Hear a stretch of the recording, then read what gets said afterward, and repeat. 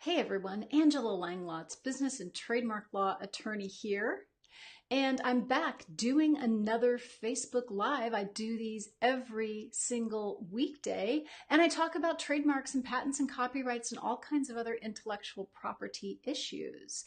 And if you have intellectual property questions, you can go to my Facebook page, to facebook.com/trademarkdoctor.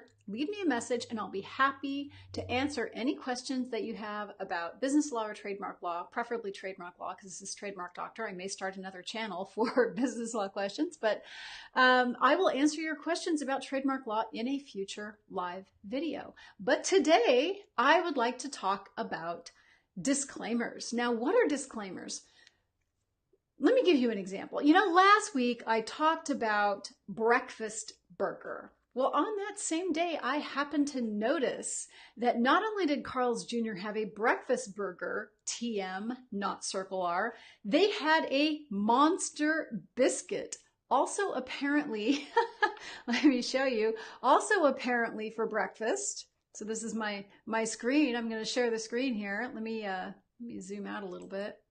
Actually, I think that's okay. It's served during breakfast hours only, and it's called a monster biscuit. Now, you'll notice that in contrast to breakfast burger, which only had a TM, and you may want to go back and watch that episode from last week if you missed it. So, what was it? Breakfast burger, yes, there we go. Breakfast burger had a TM, meaning that really, it was too descriptive to serve as a trademark, so they likely didn't even try to get that registered. But Monster Biscuit, you can see from the little circle R here, they actually did get that registered.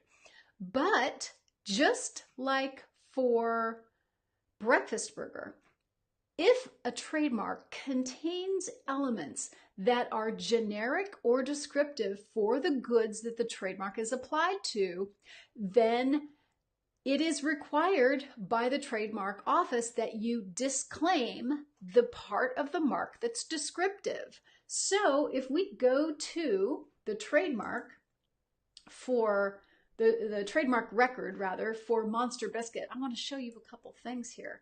First, let's make sure that we've actually got this on the video. Whoops, let me move it back a little bit. Let me move myself so that I'm out of the way so everyone can see what I'm talking about. Okay, here we are. This is the trademark registration for Monster Biscuit. As you can see, let me page down here. It's owned by Hardee's Restaurants. It's a limited liability company, so I guess Hardee's owns Carl's Jr. Fine, good.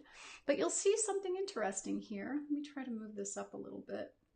Having some difficulty. Should I move that over? Here we go.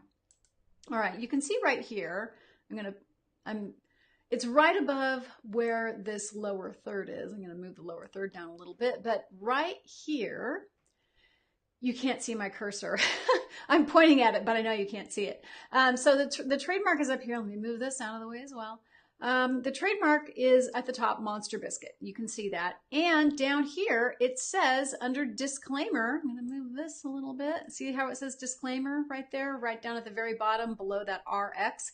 It says, no claim is made to the exclusive right to use biscuit apart from the mark as shown. What does that mean? That is a disclaimer for the descriptive term in the mark. In this case, the distinctive part of the mark is monster, and the descriptive part of the mark is biscuit. Now, when you put them together and get Monster Biscuit, that can still be distinctive as a whole, but we don't want anyone thinking that they have the exclusive right to prevent people from fairly describing their goods. So if you are a biscuit maker, you want to be able to tell people that we make biscuits. And if we give Hardee's Inc., Carl's Jr.'s owner, the exclusive right to use biscuits, it's going to prevent other people from fairly describing their goods and services, and we do not want that. That is not part of what trademarks are for. So we require people to disclaim any descriptive elements in their marks, in this case, biscuit.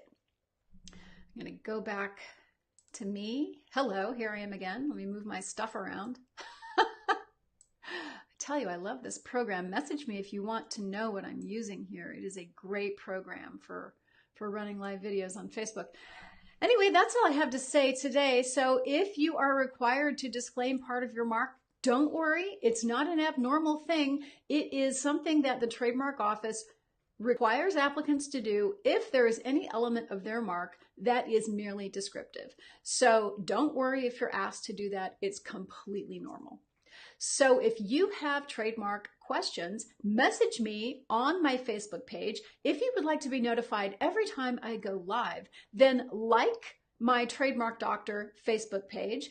And if you would like to find more information about intellectual property, trademarks, copyrights, patents, and the like, please go to TrademarkDoctor.net. That's where you can find me on the web. I'll see you all tomorrow.